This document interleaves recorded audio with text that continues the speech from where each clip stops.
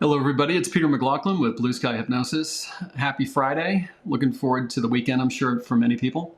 Welcome to the Friday Live at 5. Today, we're going to be talking about losing weight naturally using hypnosis. And I've found over the period of time that I've had my channel in operation, especially the period of time where I've really been working it, getting lots of content up there, that weight loss, by far and away, is the topic that seems to resonate the most with people. And it's kind of easy to see why when you look at statistics of how people are struggling with weight more and more. I'm almost 60. And in the 1970s, when I was, in grade school, in a class of 25 kids, you might have one kid that was really heavy and everybody else was they seemed to be a pretty normal weight. And over the years, that's changed remarkably, dramatically. And so I think now more than ever, techniques, tools, insights, ways of dealing with this are needed, and especially ways that people can employ in their own lives without really turning over the apple cart entirely necessarily, but ways that they can employ this right away in ways that make sense to them and ways that work. And so today we're going to be talking about that. Standard disclaimer, I am a hypnotist and I am a life coach. I am not a psychotherapist. I am not a doctor. And so if you have any kind of important medical or psychological issues, you definitely want to check with your licensed healthcare professionals on those things. I'm just going to be sharing with you what I've learned over the past 15 years, working one-on-one with my clients on this really important issue of weight loss, and some of the tools, the techniques, and the insights that I've come across. But please, take this and put it in with the rest of your particular situation to make sure you're doing the right thing for you. And as always, if you have any questions or comments, I just want to encourage you to share those here on this forum. That's what makes this so interesting. Otherwise, it's just me talking to a camera. And I really love the whole interaction piece. And I love especially, too, the way you guys interact with each other. There's a lot of kindness here. There's a lot of support for each other. And that means a lot to me. And I know it means a lot to you. So without further ado, I want to just kind of get to the first bullet point that I put on the little promo piece. And that is, why do most diets fail? Well, I'm always trying to simplify things. So when I'm thinking about a problem, especially over a long period of time, I'm always trying to kind of boil it down and get to its essence, get to the most simplistic way of thinking about it so I can understand it better and it's easier for me to communicate with people. So when I think about why most diets fail, I think about a stool, the image of a stool, a three-legged stool. And I think that most diets are really only concerned with two of the three legs. That would be, one leg would be the calories that are coming in other words, the food that you're eating or not eating. And then the other leg would be the calories that are being burned. In other words, the exercise that you're doing or not doing. But it's leaving out, in my opinion, this crucial third leg. And so naturally, if a stool only had two legs, it's going to tip over. The third leg is, and I didn't even practice, like for years in my hypnosis and life coaching practice, I didn't even really work with people on weight loss until I felt like I could really get my arms around this issue, my arms around this problem, and really understand it for myself. And what became the breakthrough for me was understanding the role of stress in weight gain, the role of reducing stress in weight loss. And simply put, like if you just looked at two areas, one would be the role of cortisol. So every time you're stressed, every time you move into a sympathetic nervous system response, fight or flight, you are dumping cortisol into your bloodstream. Adrenaline too. But the role of cortisol is to tell your body to hold on to all available fat and to go out and seek other sources of high fat food content. This is an evolutionary mechanism that helped you and I survive. It helped through our ancestors. Our ancestors probably got through some really difficult winters. They probably got through wars. They probably got through the crops failing or the main breadwinner dying because those people would have gone into a stress response. adrenaline and cortisol into the bloodstream. Adrenaline gets the body active, ready to fight or flee or otherwise take action. And the cortisol telling the body, hold on to all available fat. So if the crops had failed, or if there was a war, or the farm had been burned or something, holding on to all of that fat might be exactly what helped those ancestors survive a very difficult winter, for example. Well, now, fast forward however many years in the future, when we go into a stress response, and it doesn't have to be because something super dramatic happens, like the farm doesn't have to burn for you to go into a stress response. All you really have to do is watch the evening news, which is essentially fear porn. You watch that, you're going to move into a stress response. Additionally, if you're struggling with your bills, fear response, stress response, fight or flight, it's the same mechanism. If you get out of the shower and you look at yourself in the mirror and you don't like what you see, and you become disgusted and you say nasty things about yourself, you're also going to move into that same fight or flight response, because your body really only has two modes. It's either in rest and digest, or it's in fight or flight. Arguing with your boss, arguing with your significant other, watching a movie even. This is the reason why we can watch a movie, and if somebody jumps out of the closet with a knife, our heart starts pounding, right? I've said this before in the channel, that when marketers advertise movies, they call it a seat of your, a seat of your pants roller coaster thrill ride. Because they know that when you're sitting in the theater, even though you're looking at a two-dimensional image, you're going to have physiological reactions and responses to what you're seeing up on the screen. And as an aside, the reason you do is because your subconscious mind cannot discern between that two-dimensional image you're viewing on a screen and what's really happening in your environment. So it moves you into a stress response, adrenaline and cortisol. That makes this problem worse because cortisol, again, tells the body, hold on to all available fat and go seek more of it. Secondly, emotional eating. I think we're all conversant with this term, where we start eating because we're upset about something. And upset could be bored. Upset could be feeling lonely. Upset could be worried about paying the bills. Upset could be worried about a performance review we're going to have at work. Trouble with a significant other. There's all kinds of reasons that we could feel stress. Just watching the news could put you into that state.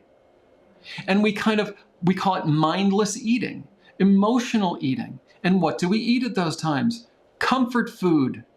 It's all this emotion stuff that's built around that third leg of the stool that I am calling stress under that larger heading. And it's almost as if your subconscious mind, and this is the mindless part, right? You're not consciously doing it usually. It's like the subconscious part of you is reaching for a drug because you've got a headache. It's reaching for a drug because your shoulder aches. And it knows that when you take that drug for a period of time, you're not going to feel that pain. And in this case, it's kind of like we're using food as a drug because it gives us a temporary relief from this unpleasant feeling that we don't want to be feeling. So I'm saying that most diets fail because it doesn't take into account this third leg of the stool. And I am by no means saying the other two legs are not important. Of course they are. Stool's still going to fall over depending on which leg you pull out. It doesn't matter. We still need to concern ourselves with how much food we're eating, what kind of food we're eating. And we need to concern ourselves with what I would call moving our bodies, which would be appropriate to our age, for example. It would be appropriate to our physical circumstances. If a person's sick, they're not going to be working out. I mean, if they're kind of frail and older, they're not going to be doing what a 20-year-old might be doing when they're feeling very, very healthy. But I still think our bodies were designed to move. And as we move our bodies, we're obviously burning calories. So all three of those legs of the stool are vital to keep the stool upright and able to support you. And we cannot ignore the one about stress.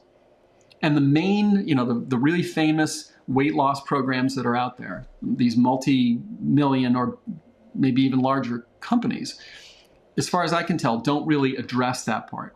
And if they do, they may not have a really effective method to deal with that. But my understanding is it's mostly, when it comes right down to it, calories in, calories out. All right, I'm going to take a look at the comments and see what we have. All right, hello, Mr. Mind Meditation. Welcome. Good to see you here again. Jwfat, shout out to you. Okay. Waffle Queen, good to see you. She highlighted fear porn. I think you like that. Okay, cool. I wish I could say I invented that, but I didn't. Here we go. Is Cecilia J. is saying, I'm struggling with an ex-hubby. Thought I lost 200 pounds when I divorced him. Okay, so did it feel like you lost 200 pounds when you divorced him? Did you literally lose 200 pounds when you divorced him? Have there been any issues since you divorced him, or was that the source of all the stress? I mean, kind of the way you wrote it, it sounds like that was the source of all your stress. And once it sounds like you left him, you divorced him, that once you did that, the stress levels came back down and the weight came off. If that's the case and you're willing to just kind of fill in the details to whatever degree you feel comfortable with, that would be really useful. So thanks for commenting.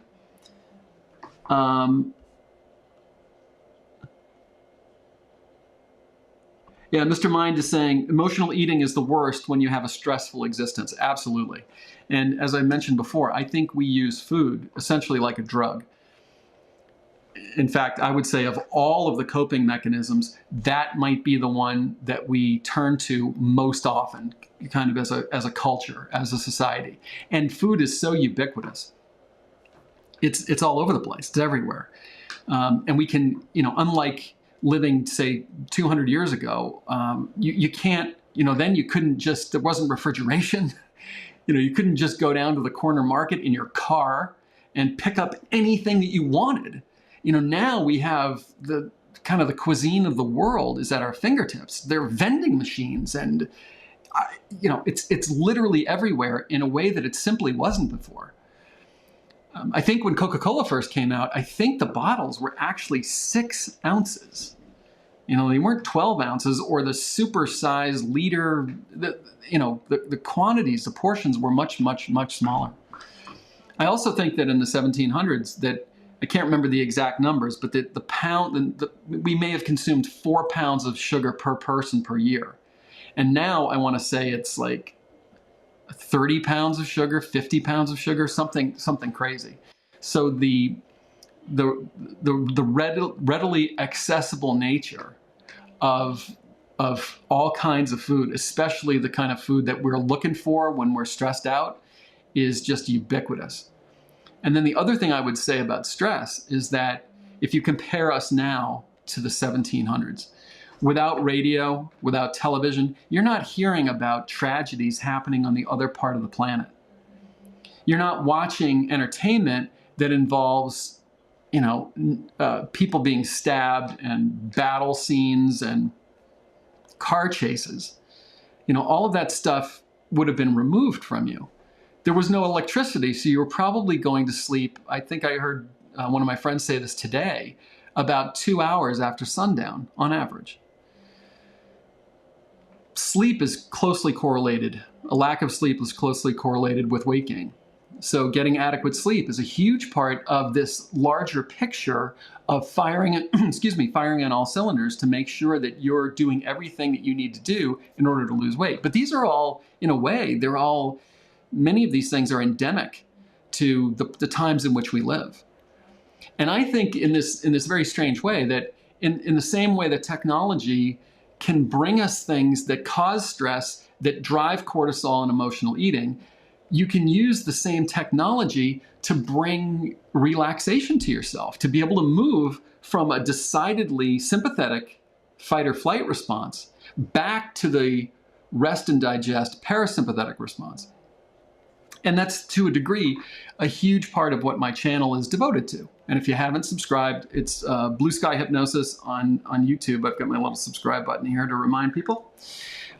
So hypnosis, just by its nature, just going into hypnosis, automatically moves somebody, if they're already in that fight or flight response, to the rest and digest. You automatically, just by going to hypnosis, it doesn't even have to be a weight loss track to achieve that part of it.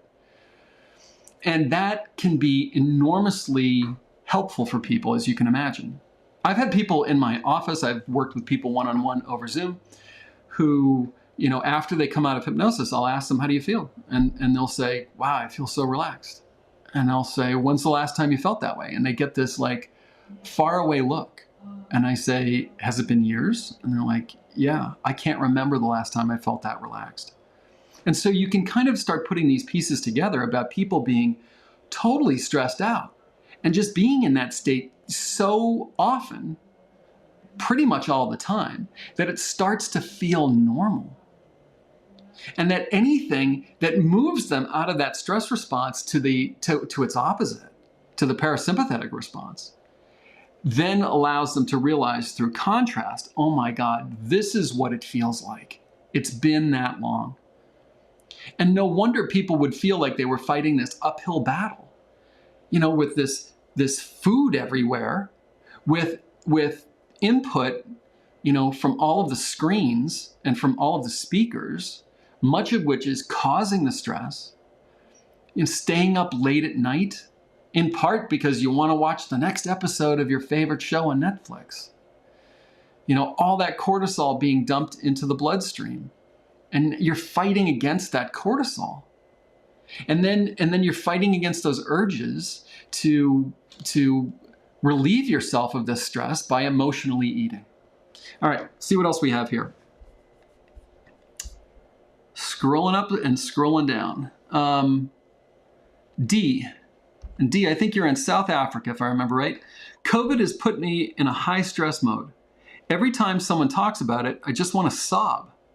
My weight gain and insomnia are most likely stress related. I'd have to say, yeah, I think you're 100% correct. So the next question would be, what do you do? For your specific situation I'm talking about. And I would say, one of the pieces of advice I give clients who are dealing with stress, anxiety, insomnia, weight gain is, and I'm not saying any one of these pieces is the panacea. It's not every one is the cure-all, but you need 6 cylinders all working to adequately drive your car down the road. You can run on 5 cylinders, but it's not going to be pleasant. So one is with the news. People talk about a news diet, which I think is terrific, but I don't think you have to divorce yourself from the news. But what I do suggest is that you don't consume the news by watching it on television or watching it online, or even listening to it on a radio, say, but rather read it. From an actor's perspective, I used to be an actor. From a hypnotist perspective, there's so much you can do with the voice to change the meaning of what's being communicated. There's so much that can be done with music and sound effects that can further communicate meaning. With the expression on the face of the news anchor, and my goodness, with actually showing you a scene of, a hospital ward with all of these sick people, or an explosion that happened recently. The news, in many respects, has all of the tools that a filmmaker has at their disposal. The angle that they shoot from, what they decide to show, what they decide not to show in terms of what they edit, what they don't edit, the camera angle itself, the sound effects that they put in, the chyron that goes along the bottom, maybe that talks about the latest death toll. And as I said before, the tone and expression of the anchor, very grave, or are they just kind of bubbly? All of these will go right into your central nervous system. Aspects of it that don't add to the story, you can read about the story and learn everything you need to know without actually watching it and taking in all of those other aspects of it. I mean, there obviously are cases where the local news will talk about a homicide, and they'll show you, the crime scene with like a stain of blood on the sidewalk. We don't need to see that to understand that there was a homicide at that location at that time. We could read it. And so I would say to people, you don't, although a news diet is wonderful, you don't have to do that, but you could consider switching from watching the news and listening to the news to just reading it. The second thing, Dee, that I would suggest for you would be, okay, people are going to talk about this because it's everywhere, it's ubiquitous. You can't avoid that unless you avoid people. And that's going to move you into a stress response. So if let's just say that you've taken up a new training regimen and you're really, you're going to do an Iron Woman competition or something, and you're swimming and you're riding your bike and you're running every day and you're really working your body. Well, if you do that with your body, you're going to need to rest your body more. Makes sense, right? You're going to need to drink more water. You're going to need more fuel. Well, if you're in a milieu, if you're in an environment where people are talking about this all over the place and it's creating stress for you, then you're going to need more time when you can do something which is the opposite of stress. You're going to need a kind of an R&R period of time. And I'm not saying, as wonderful as it would be, go on vacation every week. That's not exactly practical for many reasons. But maybe 20 minutes a day, 30 minutes a day, an hour a day, 15 minutes a day, whatever it is, you can put on headphones and press play. And as I said before, move from that sympathetic fight or flight response to the parasympathetic response. By changing your neurology, by moving over there, you're essentially telling your subconscious mind, I am safe right now. There's no need for us to fight or run away right now. And when that happens, your digestion actually improves. Your immune system, ironically, improves. Your reproductive system, your endocrine system, all of these systems improve because it's like the difference between war and peacetime. During, World War II, the United States wasn't producing consumer items the way they did in peacetime. And it's the same thing when you go into a fight or flight response.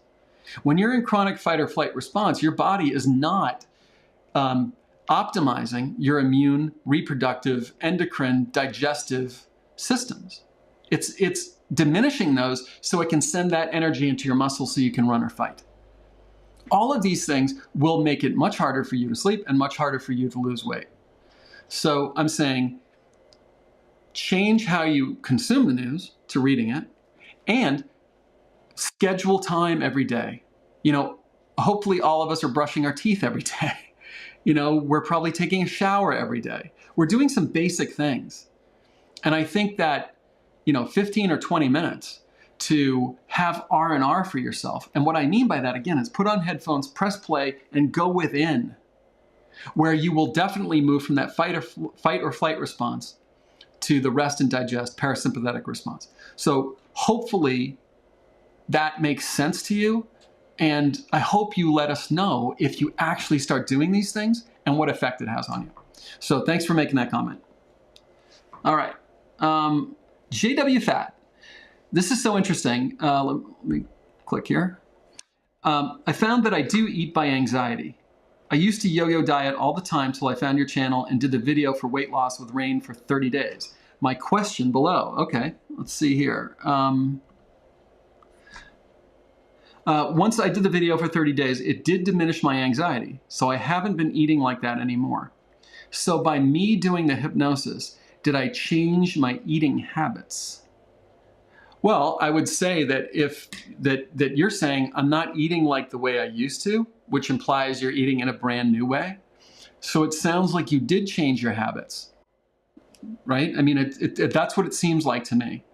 Now, I guess a question could be, could I slide back into the old way of being? And my answer would be, yes, you could. Absolutely.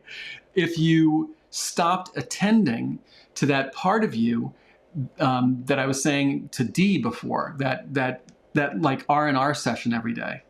to stay on that positive track. In other words, if you let the stress and anxiety build up high enough again, then your subconscious mind will probably go right back to the old mechanism it used to temporarily relieve that stress, which would be the eating. So it's not necessarily just like, oh, I developed this habit and then I followed the habit for the rest of my life. It's the habit comes because of something underneath it.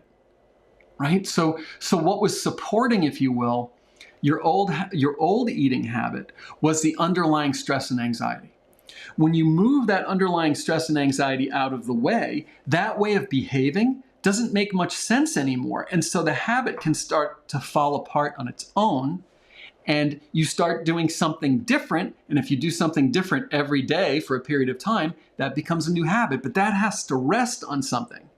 You know, the superstructure of a building rests on the foundation. So I would say the foundation of your habit, your new habit, would be staying on the straight and narrow with relieving that stress and anxiety. Because look, we're all going to pick it up. We all live in this world. We're swimming in this sea of media. You know, we've got our own stresses in our own lives. And you can't really eliminate all of that. I don't know if you'd even want to eliminate all of it, because you wouldn't really be living an entirely human existence. But what you can do is you can find these other mechanisms to counteract it. So thanks, JW. All right.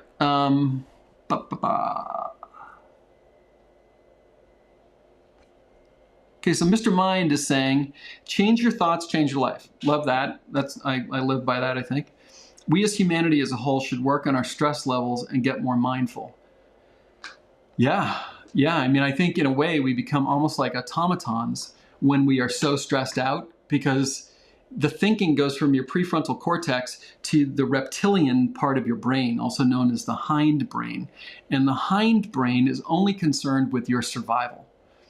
It's not the higher executive functioning of your brain.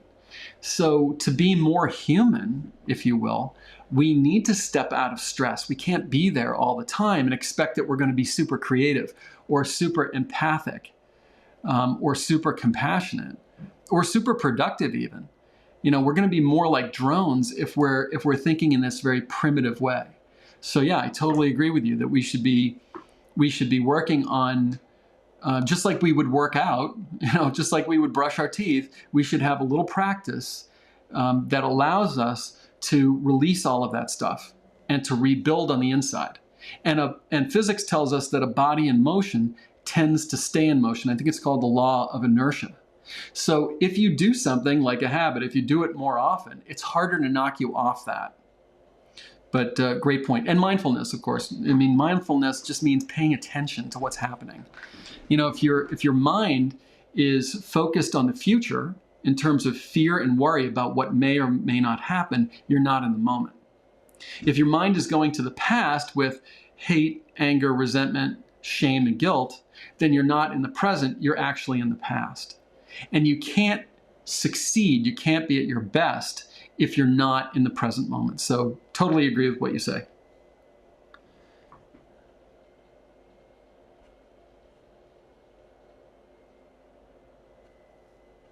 I'm just scrolling down here.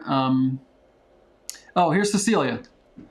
Cecilia filled in on what she said earlier about getting divorced. She said, now the weight is back because he is filing custody documents. I'm trying to meditate to rid of it, but it's a struggle. Okay, I understand. So you're really in the middle of a conflict. Excuse me. So you were having problems with an ex. You got divorced. Weight went away. You had some kind of period of calm, if you will. And then when he came back and is pursuing you for custody, stress came back. Okay. So regardless of what your life situation is, you know, we're going to have ebbs and flow with stress. If you watch the news all the time, it's probably going to be stress all the time. Certain kinds of jobs, stress all the time. There'll be periods in your life where something may go on for a while that has a lot of stress. And what I'm saying is, and it sounds like you're already there. You're already thinking about meditating. My personal feeling about meditating in a situation like this is that for most meditators, it's clearing the mind, which is really hard to do because there are parts of your mind that always want to talk to you and say, hey, did I leave the stove on?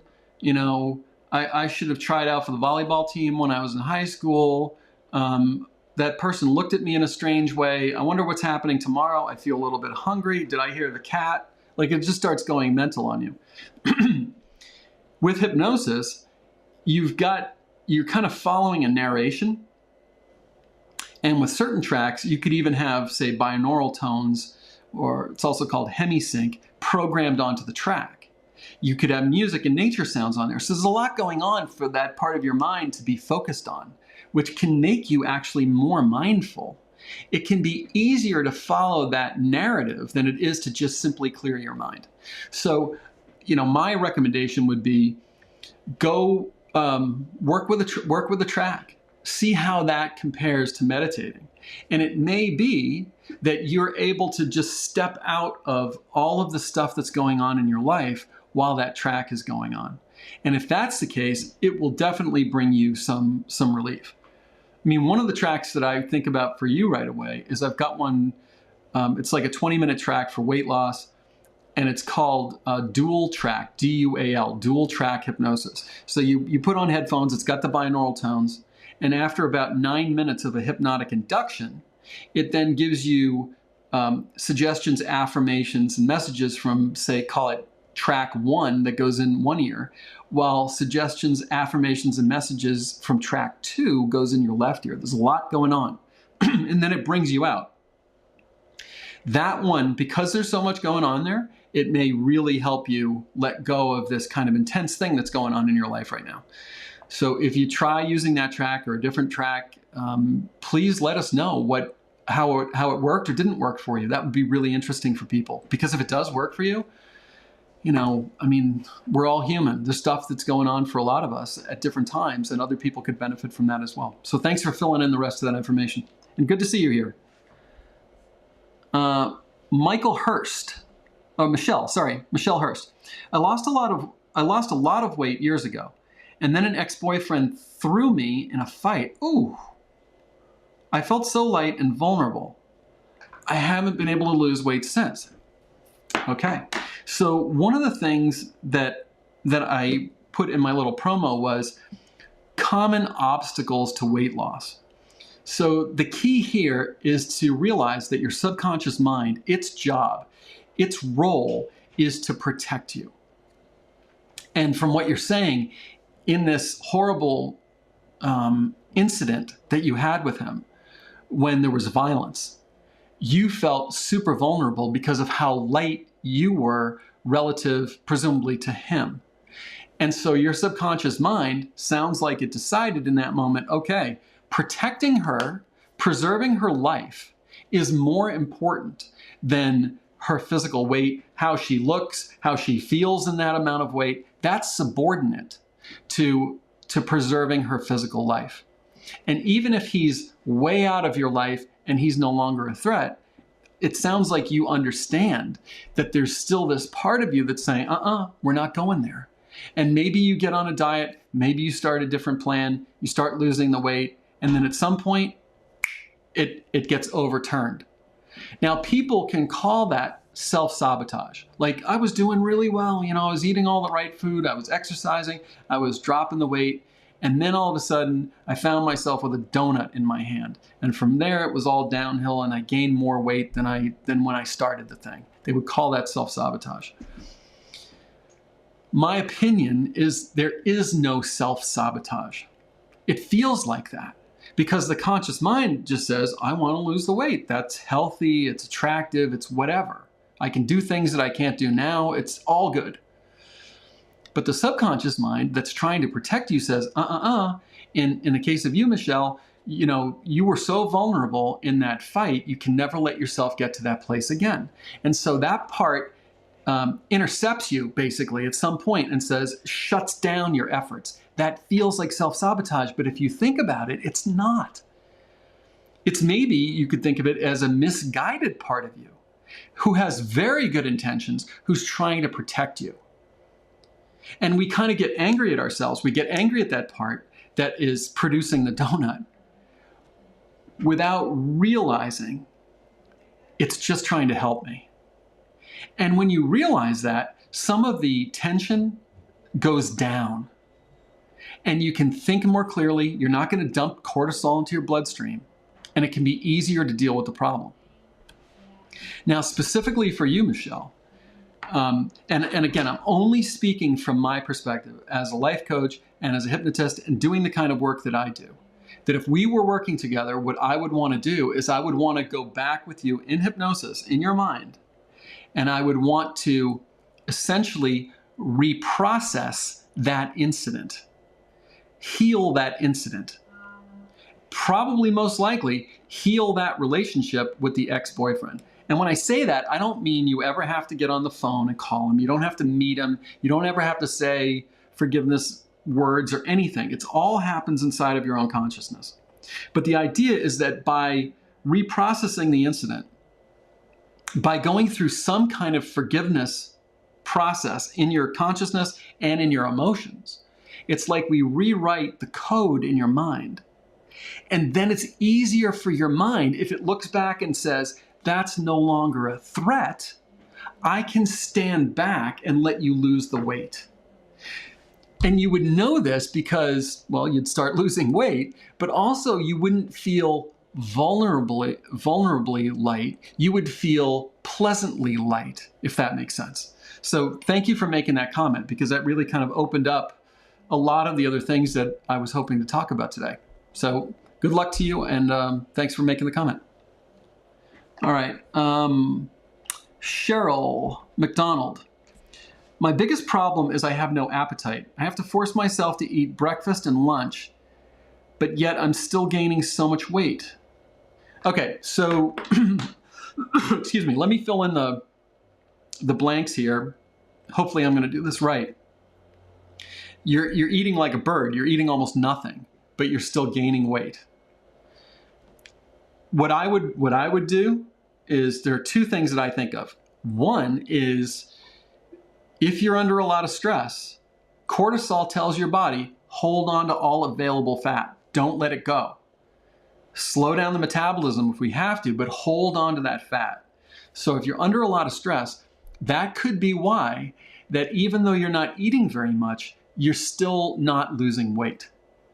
The other thing, and you'd want to check it out with a doctor, is there something going on with your endocrine system? Are you on any kind of drugs or medication that would cause something like this to occur? And obviously you'd want to check that out with your docs and everything. But those are the two things that I can think of. And I've definitely worked with people like that who weren't even eating that much, but they couldn't lose weight. And in the cases that I'm thinking about right now, it was stress. But you don't want to rule out the whole endocrine thing, and you want to check into that and maybe prescription drugs that you're on and how that might be interacting with things. So thanks for making the comment, and good luck to you. giagirl. Hello, giagirl. I'm stressed and grown, and people still try to run my life. I want to tell them to go someplace, but because they're family, I can't do that. Okay. Okay, so people telling you what to do and trying to run your life, that's creating this primary stress for you. And I'm going to assume, maybe it's not correct, that that is also impacting something around weight. And it sounds like you're feeling almost like a prisoner, like you want to say something to them, but you feel like you can't because they're family members, and to do so would be impolite, or it would violate the family code or whatever. So in order to resolve this stress, Eckhart Tolle, is it Eckhart Tolle? I think it's Eckhart Tolle. Talks about there are 4 things that you can do in any situation. So you're talking about a situation that is causing you stress. So one of the things that he says is you can just do nothing, status quo. That's the worst option because that just gives you more of the same. Another one is you can leave. Presume, and I don't know if you literally can do that economically and so forth, but that is usually an option where a person could actually just leave the situation and not be subjected to it anymore, and therefore not feel the stress in that. The third thing that you can do is you can change the situation. In other words, by having conversation with somebody and saying, you know, I really love you, but I just want you to know that when you speak to me this way, I get this feeling inside like I'm still a little girl, and I get all this stress, and I'm wondering, nonviolent communication, if you'd be willing to speak to me in a slightly different way. And then the fourth thing that you can do is you can change yourself. So first one, status quo, that's pretty bad because you keep getting the same thing. Second one, leave. Maybe you can't leave. Let's just say that you can't for the sake of argument. Third one, you change the situation by intervening in some way. Let's say they're just not going to change. Well, the fourth one is you change. You change so that when you're subjected to these things, you don't have the same reaction. And one of the ways of doing that, I think, is to reprogram your subconscious mind. So last week I did the 7 Hermetic principles, the 7 Hermetic laws. And the law of correspondence states, as within, so without. In other words, your external world is a perfect reflection of your internal world. What this Hermetic law would suggest in your case is that somewhere in your psyche, you don't think you're grown up. Somewhere in your psyche, you don't feel like you are an adult or totally responsible. And so through your nonverbal communication, voice and your body, unconsciously, you're sending out signals to the world that you're still someone who needs to be taken care of. If that's true, then if you can change that on the inside, like I am confident, I am grown, I am powerful, I am intelligent, I am capable. If you can program that on the inside, then as within, so without, you'll be broadcasting a different message through your nonverbal communication to the people in the outside world. And if you change that thing on the outside, the thing on the if you change that thing on the inside, the stuff on the outside should change because it's just a mirror. So these are some different things, those four possibilities, and then the Hermetic law, the law of correspondence, are all things you can consider here in terms of changing the situation for you in a way that works better for you. Thank you for commenting, and good to see you here. RB is saying our food supply is contaminated, less nutritious, and addictive. Well, there's no question that fat, salt, and sugar are things that we really gravitate towards. You know, our palates are designed to go for those things. And I know that part of our neurology is based around maximizing calories in and minimizing calories expended, which made a lot of sense 200 years ago. It doesn't make a lot of sense right now. So yeah, we're fighting a bit of an uphill battle. I've also seen kind of some humorous videos where doctors, believe it or not, these really open-minded holistic doctors take a patient into a supermarket, and they show them where the food is in the supermarket. And they basically say the food is on the outer edges of the supermarket, and everything in the middle is not food. And that was something that, as I say, was really funny, but it kind of helped open my eyes to the truth, you know, that the less processed the food is, the more nutritious and the healthier it is for you. And I have a friend who is an exercise physiologist, and he was taught, we have a little group where we work out together, and he was talking about this a couple of days ago, where he said, and it kind of blew my mind, and I haven't really thought about it a lot since then, but he talked about how when food is already processed, your body doesn't have to work as hard to process the food. And that there's this whole aspect called thermogenics, where your body kind of heats up and does more work to process food. And if it's not having to do that work, it's not burning as many calories, which I thought was really interesting. But point well taken.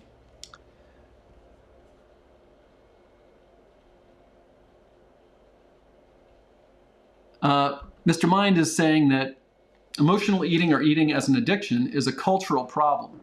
Think of all the holidays where it comes to lots of food and celebrating it, almost a ritual. Yeah, and you could toss alcohol into that mix too. So alcohol at your birthday, alcohol at everyone else's birthday, alcohol at Christmas, New Year's, Thanksgiving, Valentine's Day, 4th of July in the United States, Memorial Day, Labor Day, alcohol again, and probably lots of food at football games. There's 16 regular football games a year, and then there's the playoff games, at the hockey games, at the basketball games, and at the baseball games. Alcohol when you're depressed, alcohol when you're happy. Yeah, there's a lot of in hypnosis we would call it linkage.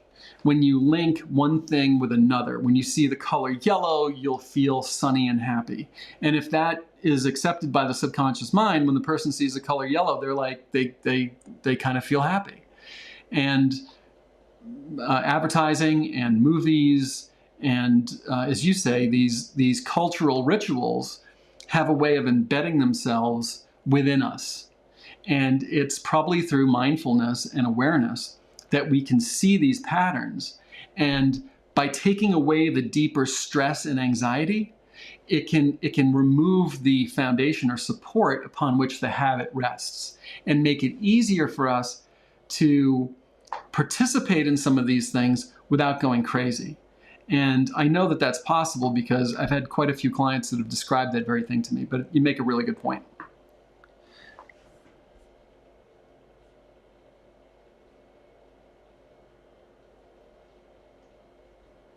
Just scrolling down here, Joyce Shaw. How could I, excuse me, how could I overcome anxiety in the car, whether I'm driving or passenger? I love your weight loss episodes and doing well with them. Thank you. Well, you're welcome, Joyce, and I'm glad they're working for you. How can you overcome anxiety in the car? It's a little bit off topic on the weight loss thing, but I want to address it anyway. The first thing I would do if we were working together is every problem was created at a moment in time.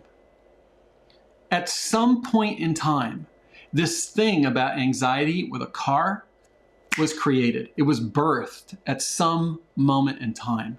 That was either earlier in your present life. It could be an event you remember. It may be something that you don't consciously remember.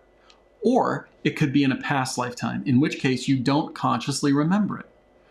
But the subconscious mind, remember what I said, its role is to protect you. And if there was some kind of a trauma, which I'm almost sure there was, that involved a car, that is still alive in your subconscious mind. When you get into the car, the subconscious mind goes, oh my God, it's happening again. And it creates that anxiety. So if we were working together, I would want to use hypnotic regression to find the origin of that fear or anxiety about being in a car. Once we found it, we would understand what happened, who was involved, and it would all make sense to us. We would then want to heal that incident. And it would depend on what happened in that incident as to how we would heal it. But once we healed the root of it, then the big powerhouse, or what I was calling before the foundation that's holding up the superstructure of the anxiety in cars, once that foundation was pulled away, the infrastructure or the superstructure upon which it rests would fall away. Now it's almost like you have just the old habit remaining. Now you have more of a clean slate or canvas, and we would want to use conventional hypnotic techniques, suggestions, messages, affirmations, and so forth, to reinforce in your subconscious mind that you're very confident and calm when you're in a car. So that's how I would go about that. And I hope that helps in terms of answering that question. Hello, Jojo. Welcome here. Good to have you. Let's give some applause. Glad you're here. And here's Carly B. Hi, just lost over a stone, and in lockdown, I've put most of it back on. But now I can't seem to stick to my diet plan and stop eating. Stop eating what I shouldn't. Please, can you help? Thank you. Yeah, definitely. Okay, so I'm going to assume that something about the lockdown has created some degree of stress inside of you. That could be fear that you're gonna get sick. It could be fear that you're gonna lose your job. It could be fear that somebody in your family is going to lose their job or get sick. It could be boredom because you can't go out and do the things you were doing. It could be stress with a family member with whom you're in much closer contact. It could be something else. It could be something from the distant past, an old trauma that you were sort of running from before the lockdown. And because you could go out to bars, because you could go to football games, because you could meet up with your friends, because you could go into the office, because you could, go to the park, because you could go to the beach, because you could do all of these things, you were almost like running fast enough to keep that thing behind you. But now that you're locked down, this old trauma comes back in, and maybe you don't even know what it is, but you just feel that sense of anxiety and unease. And to deal with it, subconscious mind goes, oh yeah, here's a donut, just eat that. So for the next 5 minutes, you won't feel that nasty feeling. That's what I think. And the first level of dealing with this, if you're not going to be able to do that deeper digging, well, two things. One is you can use a pendulum. I've got a video on my YouTube channel, BlueSky Hypnosis, that teaches you how to use a pendulum. You can use that pendulum and ask, and winnow it down into what's causing this eating behavior. Is it an old trauma? Is it boredom? Is it conflict with someone? Was it created in a past lifetime? Was it created before the age of 20 years old in your present life? And kind of zero in on when that, if that's an issue, and when it was created, if it is an issue. And then secondly, you could move right into doing the headphones, the earbuds, the sleep hypnosis to reinforce to your subconscious mind that you're safe. And because you're safe, you don't need to eat so much. So that's my version of a concise answer. I hope it made sense. And I hope that you heard those action items in there. Pendulum is one, to pinpoint what's caused this and when was that created. And then, the immediate intervention of telling your subconscious mind that you're safe. Not only can you use the weight loss tracks, but there are other tracks that I have on my channel that are just for relaxation. And that actually, given what you've said, that might help you as well. So good luck to you, and thanks for asking the question. Okay, let's see. Hello, here's Catherine. Hello from Fresno, California. Was enjoying your show, but I have to go. Just wanted to say see you, and thank you for doing what you do. Well, thank you, Catherine. Appreciate that. And we'll give you a round of applause. Thanks for joining us. Just scrolling down here. Here's Waffle Queen. Hello, Waffle Queen. JW, I did too. I listened to the short one. She's talking about the track that goes into a longer subliminal track. I find that I had better results with the stress tracks. Cool, cool. There's a lot of different options on there.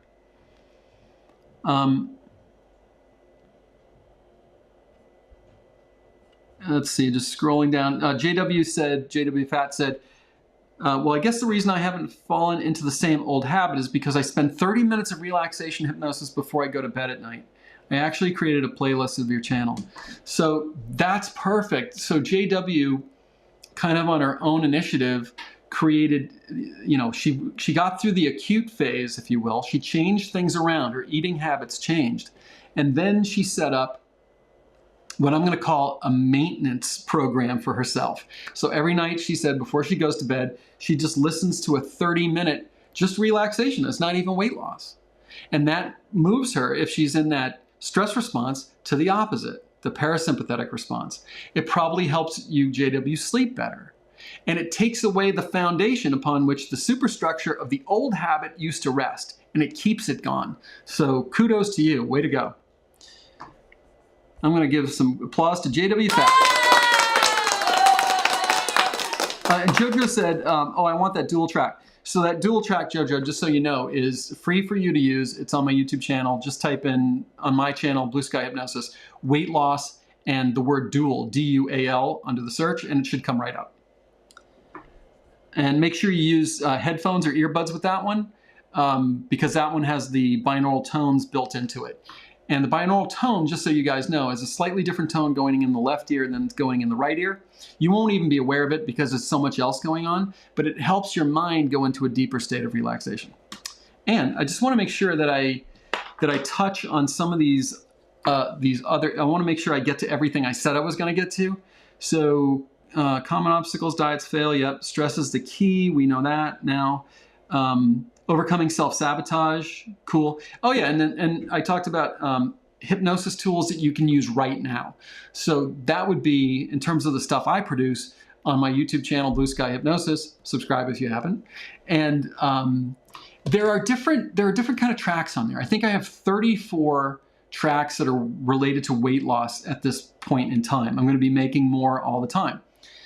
One of the really common ones that people seem to like are the 8-hour sleep hypnosis. So you play this in the background while you're sleeping. It can be either audible or it can be subliminal. Audible is you hear my voice and I'm just talking softly. And there's probably either nature sounds or music that are playing in the background. You just go to sleep. The other one is subliminal, meaning that when I record it, I can hear my own voice speaking softly. I then layer in, say, the sound of rain or the sound of the ocean or music. And once I layer in that soundtrack, it masks out to the conscious mind the underlying words. But your subconscious mind, because it's so powerful and it never goes to sleep, draws in those words. And because you're sleeping anyway, you have this tailor-made opportunity to reprogram your mind. So that's one category of these hypnosis tools, would be sleep hypnosis. Other category would be something similar while you're at work that you can listen to in the background. It's always going to be subliminal because you don't want me talking at you while you're trying to work. It's always going to be subliminal. And there's no hypnotic induction because we don't want you going to hypnosis while you're at work or driving there or whatever. Another category would be the shorter ones. And I think of the shorter ones as, well, there's two categories of shorter ones. So there might be a 1-hour one that's almost like a virtual hypnosis session, like you're here in my office or we're doing it over Zoom. That has its place. But then there's also shorter ones that are more like 20 to 30 minutes. Ones that are designed to do every day that are audible. Some of them have binaural tones, some don't. And what I usually recommend is that a person pairs the 8-hour sleep hypnosis with the shorter one. Think of that as a booster. So you listen to the sleep hypnosis, obviously, while you're sleeping, and then sometime during your day, put on the headphones and listen to the booster one. I think those two things work really well together and can be super powerful for helping you, deal with this issue of weight gain, weight loss. And I would not by any means rule out all the other tools that you would use. So if you have a buddy that you're accountable to, maybe you're enrolled in some kind of a program. You're going to be looking at reducing the amount of calories that you take in, and especially looking at increasing the quality of the food that you take in, less processed food, higher quality, and then moving your body in some way that's appropriate for your age and your physical condition. We don't want you blowing yourself out. We just want you moving your body because I think that's what our bodies were designed to do. And if you can find something that you like to do, if you can have people that you do it with, it just gets easier and easier. Right now, I think I mentioned before, I'm doing a little kind of workout group with two friends of mine. One happens to be an exercise physiologist, which is amazing for us. But this time of year, we're able to go cross-country skiing. We're able to work out in my gym, in my basement. I've got kind of like a little mini gym down there. And certainly having their support, doing it together, it becomes kind of fun and a commitment to each other. So it's easier to get up in the morning when I don't want to get up. It's easier to say, yeah, I'm going to go down there and do that because I've got 2 more people counting on me. So these are all things that can line up and really help you. Drinking lots and lots and lots and lots and lots of really clear, clean water is very, very helpful. Our bodies need water. They're mostly water. All right, I'm going to take 1 or 2 more before we bid each other adieu and have a nice weekend. And before we do that, I would just like to make a little pitch for next week. Next week, we're going to be doing our second spiritual film analysis, I'm calling it. So right before Christmas, I think it was, we did a spiritual film analysis of It's a Wonderful Life with Jimmy Stewart. And for those of you who did not tune into that, it's still available. You can watch it if you're interested. But we kind of got deep into some of the subtleties in that movie that pertained to the spiritual realm. So as many of you know, one of my specialties is past life regression. And that was something that one of the aspects that we pulled out of there, or the 7 hermetic laws, or other aspects that pertain to the spiritual world, karma, having multiple timelines and so forth. And this movie, Somewhere in Time, is, I think if I were pressed, I would say it's my favorite movie. I saw it when it first came out, which was 1980. I was 18 years old, and I was completely blown away by it. It was long before I did anything with past life regression, but it really, really resonated with me. And I've probably seen this movie, I want to say like 10 times, something like that. And we're going to be taking a deep dive into this. So I hope if it is of interest to you, you will join us next Friday live at 5 Eastern. And let's go back into the questions and take a couple more.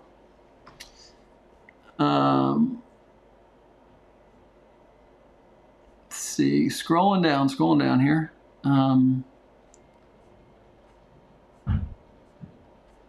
Let's go down.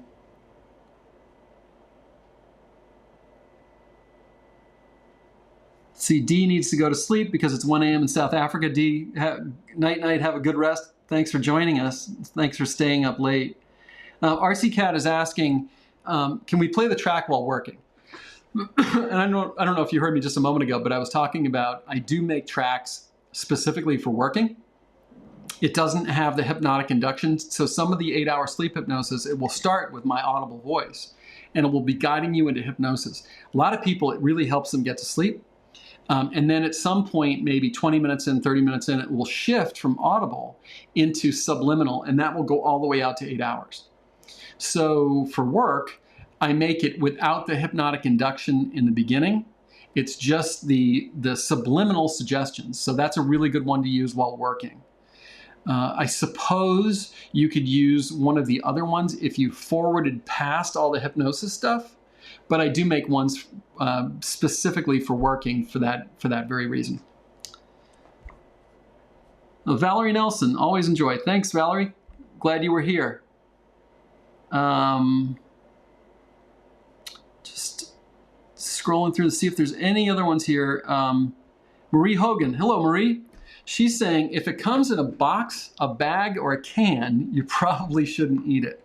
Yeah, that's similar to what this doctor was saying when he took his patients to the grocery store and said, the food is on the outer edges. The stuff that's in the middle is not food, especially if you read the label and you can't pronounce what's in the can, the box, or the bag.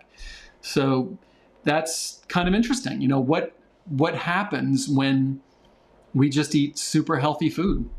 You know, probably really, really, really good things. Is it convenient? No, it's not convenient, but in the long run, we're probably healthier for eating stuff that grows on a tree or comes up out of the ground or, you know, is wild caught or something like that. So good point. All right, let's see if we've got anything else here. Here's Jill Turner. Hello from the UK. Welcome from the UK, Jill. Thanks for the videos. Started to binge watch last week. Love them. My question is about the pendulum. I think my higher self is on holiday. Nothing. Any ideas, Peter? Yes, I have some ideas, Jill. And it's funny because today I was working with a client on Zoom, and it was the first time with this client, and she's going with the pendulum and nothing's happening. So the first thing I would suggest is you just tap your thymus. It's just lightly tapping your thymus with either 2 fingers or 3 fingers right here. This seems to have the effect of sort of emotionally settling you down. Try the pendulum again. If that doesn't work, and this is going to sound crazy to you, and this is exactly what I said to my client today, who's a medical professional, is I said, close your eyes, and if you're willing, just say inside your mind silently to yourself, I hereby suspend all of my fear, all of my disbelief for the next 20 minutes. I hereby suspend all of my fear, all of my disbelief for the next 20 minutes. She said that 3 times. She opened her eyes, goes back to the pendulum, starts moving. The reason why, and it took me years to figure this out, the reason that that works is because when you can't go into a past lifetime, when you can't meet your spirit guide, when the pendulum won't work, it's a block. There's part of you that is essentially not wanting to know the answer that you're going to be asking to the question that the pendulum is going to give you the answer to, so it blocks it. There's part of you, in the case of a past lifetime, that doesn't want to go back into a past lifetime and learn what happened. It wants to keep that suppressed or repressed. And the problem with suppressing or repressing things is you can't do that with energy. It's going to leak out in some way. And it may be leaking out in overeating, in eating the wrong stuff, in binge eating. It could be leaking out in a myriad of other destructive ways as well. So try that. Try the tapping your thymus a few times, go to the pendulum. If that doesn't work, go back to the pendulum and ask. Or, excuse me, just go back inside and say, I hereby suspend all of my fear, all of my disbelief for the next 20 minutes. You're not saying I'm getting rid of my fear and disbelief. You're just saying you're going to suspend it for a very short period of time. When this client did this today, worked like a charm. I can't say that's going to work 100% of the time, but in my experience, it's been remarkably effective because that's generally what stops things. Now, here's another weird thing. I guess it's not so weird, but I can do this with a client, suspend their fear. Pendulum starts moving.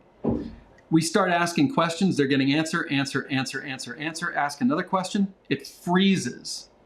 What I know now is it froze on the question they really don't want the answer to. So I have them go back inside and say, I hereby suspend all of my fear for the next 20, just fear 3 times. Suspend all the fear for the next 20 minutes or 10 minutes or whatever it is. Come back, they get an answer to that question. So the key takeaway here is that it's generally fear that creates the block, even if you're not consciously aware of what that fear could be, which makes sense because your subconscious mind has repressed it for a long time. It could be disbelief, and again, you could feel like you really want to do this, but it could be disbelief. Most likely fear, but it could be disbelief. So try that. See if that helps you, see if that works. And if it does, and you're willing to let us know next week or the week after, I'd love to hear. So good luck to you. All right, see if we have one more.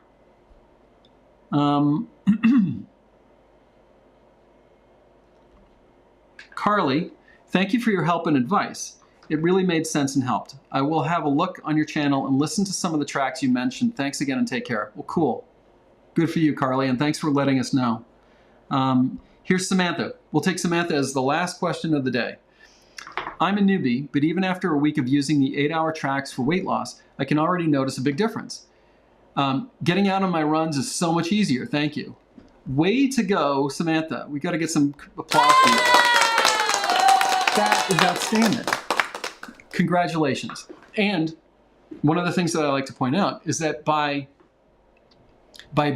bringing this out to the attention of other people, you may have just inspired someone else. You may have just induced somebody else to take a step they otherwise wouldn't have taken. And it could be a person who's on this live broadcast right now, or it could be somebody who watches this like 6 months or 6 years from now. So thank you for that.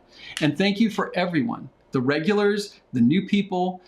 Thank you for the questions you asked, for the comments like Samantha that you just shared. I sincerely appreciate that. I hope you guys will consider joining next week for the spiritual film analysis of Somewhere in Time, next Friday live at 5 Eastern. And if you haven't already subscribed to my channel on YouTube, it's BlueSky Hypnosis. Please do that. You'll kind of make, my stuff will make its way into your feed if you subscribe. And if you click the little bell notification icon, it will make you aware of every time I publish something new so you don't miss anything. So thanks very much. Have an awesome weekend, and we will see you next Friday for Somewhere in Time, the film analysis. Bye.